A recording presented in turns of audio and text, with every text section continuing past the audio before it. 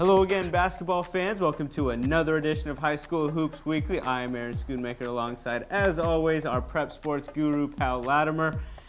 And we're about that time to the proverbial dance for the high schoolers right now. The conference tournaments are behind us. We're going to get into the tournaments, get into all the seedings, where the area teams are situated, who they're going to match up against, and where they have a chance of going in just 1 second. But first, we're going to backtrack a little bit because Pal was working overtime all week. I hardly got to see him in the office because he was in the gym.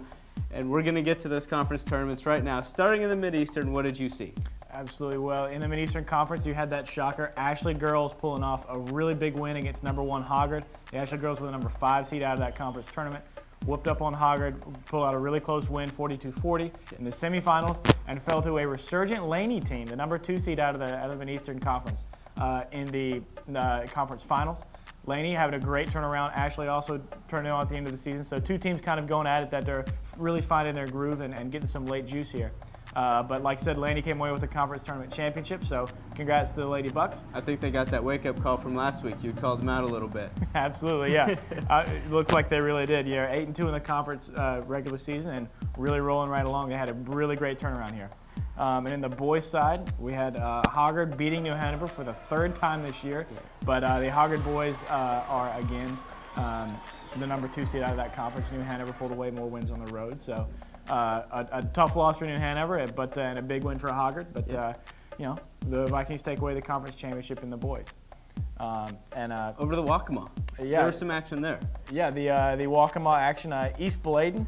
We know this is going to happen all year. The East Bladen is rolling through on the girls' side.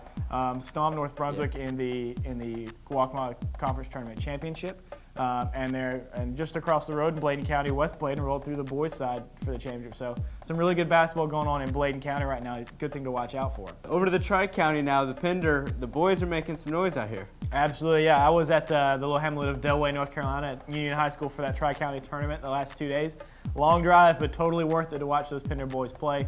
Yeah. The Patriots faced in the tournament championship. They faced the James Keenan team that could easily go to the regionals in that 1A bracket, and absolutely ran them out of the gym. A 92-66 win for the Pender Patriots in the Tri-County Tournament Championships. That's a huge, huge win. Let's get to the brackets. Absolutely. Yeah. Taking a look at the brackets. Remember that Ashley postseason run into the Mid-Eastern Tournament? We're going to come back to that because Ashley actually snuck away while still being the 5 seed in the Mid-Eastern Conference, got a wild card berth to the playoffs. So the Screaming Eagles, Lady Screaming Eagles, are still in it right now. Unfortunately, the team they get to play, or maybe fortunately, depending on how you look at it if you're Ashley, they get to play Hoggard, the same team they beat in the Mid-Eastern Conference semifinals just a couple days ago. So, right. And also in that 4A girls bracket, Laney Bucks with that great turnaround. Their reward for that is to host 18-6 East Wake out of a tough conference in that Greater East Conference. That's a tough draw for Laney, but like we said, the Bucks have been firing on all cylinders recently. So Sherry Tynes and Cabrini Truesdale and the rest of that team will be ready to take on East Wake when they come to town on Monday. A tournament team, you'd say? Absolutely a tournament team. All right, moving on now. Let's go down to the 3A brackets. What do we see in there with some of our area teams? Really, the only thing we've got in the 3A brackets are the 2 Brunswick schools, West and South. South Brunswick boys had a really nice season, and they're a really tough team to beat. They play everybody really close, so watch out for them to maybe make some noise. If they get a couple breaks to go their way, they could end up, in a sectional. So you never know. Right, and the brackets keep going numerically. Let's get down to the 2A brackets. The 2A brackets you got to watch out for. In the 2A girls, we keep saying we're like a broken record at this point, and it's East Bladen's fault. These girls are just that good. They're the #1 seed out of the Waccamaw, 25-1. You got to watch out for East Bladen girls in the 2A brackets. Yeah. Although they did get a really tough draw. You've got Northeastern, Bedingfield, and Northside out of Jacksonville, all in that sectional. So some tough teams for East Bladen to come out of, but East Bladen is a really good team. So I'd look for them to be in any regional discussion in the 2A brackets. In the boys bracket, obviously we've got West Bladen playing really well right now. Also, Whiteville getting a really nice draw in that 2A bracket. There's a lot of teams that they could beat, a lot of teams that look very beatable for them. So Whiteville could make a nice little run here in the postseason. Absolutely, and that Whiteville team, we've kind of been hinting at them, talking about them, but not really got over that hump to be like elite. They've got a pretty good little trail that they might be able to follow here. They do. They're kind of a sneaky good team in that you hear about them playing a good game or beating somebody, and all of a sudden, they're kind of like one of those teams like, oh, how'd they get to be 8-2? Or, right. And they just having a really good season. Got some really nice guard play. Dan Spears, our sports editor, went out there and saw them play South Brunswick when they played.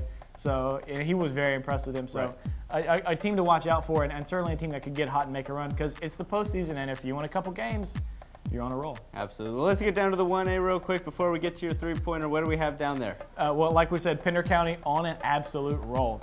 The boys team out of Pender is something to watch. I've been covering basketball over this area all season. Pender County right now is the best team I've seen all season, and that's a 1A team. They're 9 deep. They ran James Keenan out of the gym again. I mean, and James Keenan is a pretty doggone good team. Yeah. They've got a great front line, a lot of size, and Pender they couldn't keep up with Pender at all. If their bench keeps clicking and they keep that good chemistry right now, they've got a lot of really good things going on chemistry-wise with their second unit. They're going to be a team that people are going to need to be afraid of. Well, we're winding down here, getting close to the end. We've broken down who's in, who's playing who, and who's setting up to move on in the brackets for the dance, so we call it. Let's get down to the three-pointer at the end of the show here. We're winding down. Give it to me before the buzzer sounds.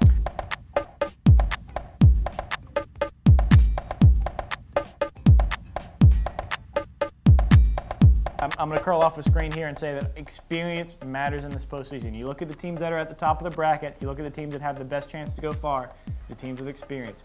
East Bladen, been here, done this. Now this is their third time in the postseason for those girls. Pender, same story for those boys.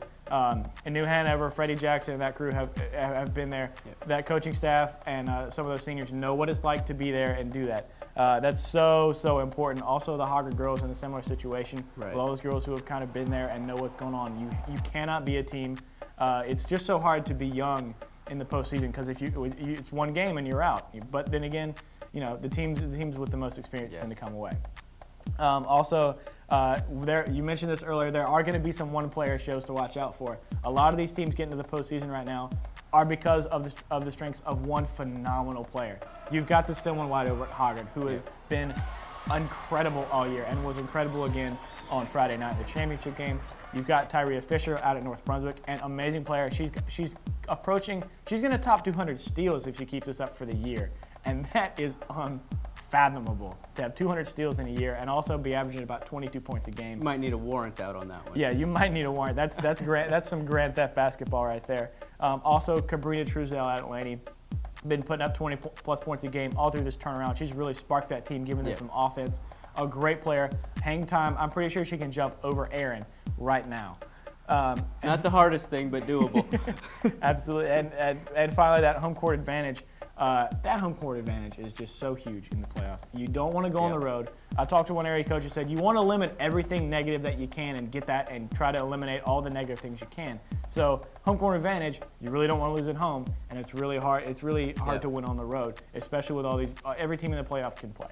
Yeah, that's something we saw in the football playoffs as well. As the home teams tended to do really well, and basketball is no exception. You pack people into that gym, you get the support of the home crowd behind you. That can change a lot of games. Absolutely. It's just, like I said, it's so difficult to win on the road in the playoffs.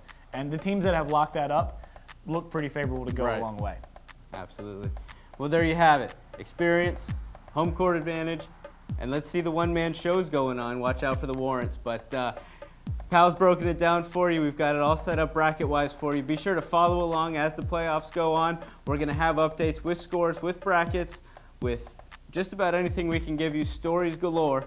I'm going to lose some hours of work this week, I know, just looking at Pal's blog. So keep following along to that, as I will be. For Pal, I'm Aaron. Thanks for watching, guys. Thanks a lot.